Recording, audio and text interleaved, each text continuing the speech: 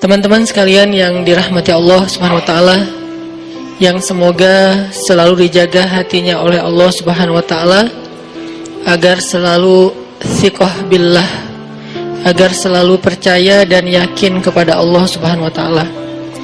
Karena kelemahan kita itu berawal saat kita mulai meragukan Allah.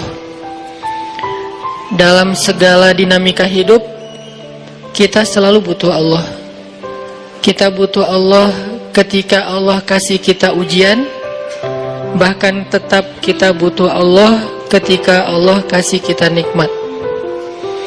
Kalau kita butuh Allah saat diuji, agar kesabaran kita terjaga. Karena orang yang tidak ditemani atau dibersamai oleh Allah Subhanahu wa taala ketika dia sedang diuji, maka dia akan mudah untuk berkeluh kesah, bahkan berputus asa. Kebersamaan Allah kepada dia saat dia diuji itu adalah Allah Subhanahu wa taala menghibur hatinya. Allah Subhanahu wa taala menenangkan hatinya.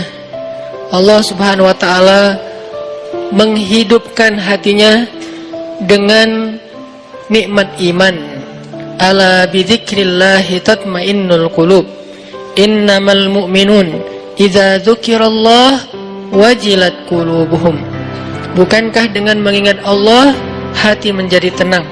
Dan orang yang beriman apabila diingatkan dengan nama Allah, disebut nama Allah, maka hatinya akan bergetar. Ini bentuk Allah membersamai hambanya ketika dia dalam keadaan diuji. Allah menghiburnya dengan kalimat, alam yajidka yatiman fa'awa wa wajadaka dhallan fahada wa wajadaka ailan fa'aghna. Allah menghiburnya dengan kalimat, inna a'tainakal kautsar. Allah menghiburnya dengan kalimat, kalla saya'lamun summa kalla saya'lamun. Allah menghiburnya dengan kalimat, la tahzan innallaha ma'ana.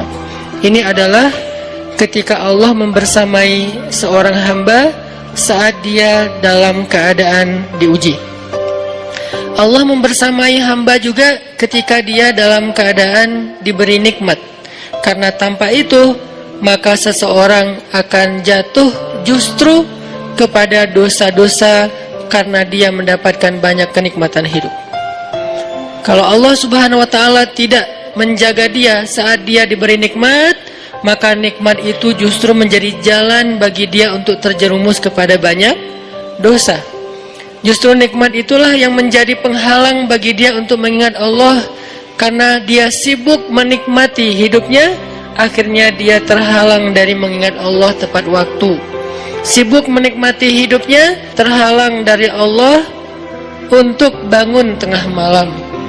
Karena dia tidurnya larut. Kenapa tidur larut? Karena terlalu banyak yang harus dia nikmati sebelum tidur. Dia bisa makan-makan, dia bisa jalan-jalan, dia bisa ngopi, dia bisa ketemu teman, dia bisa belanja. Bahkan dia nunggu midnight sale untuk bisa menghabiskan nikmat yang Allah kasih kepada dia. Sehingga akhirnya tidurnya terlalu larut, lalu dia tidak bisa bangun untuk menghadap Allah, curhat kepada Allah. Hal yang selama ini dia lakukan justru ketika dia diuji oleh Allah. Ketika diuji oleh Allah, mudah bagi dia bangkit tengah malam, curhat, sujud panjang, menangis dalam doa. Ketika Allah kasih nikmat, curhatnya hilang, malamnya lelap, sampai bahkan subuhnya juga kelewat. Ini kalau Allah nggak membersamai seorang hamba ketika dia diberi nikmat. Sehingga orang yang seperti ini, kalau dalam keadaan seperti ini terus-menerus dalam jangka waktu yang lama, nanti dia akan terjebak di dalam istidraj.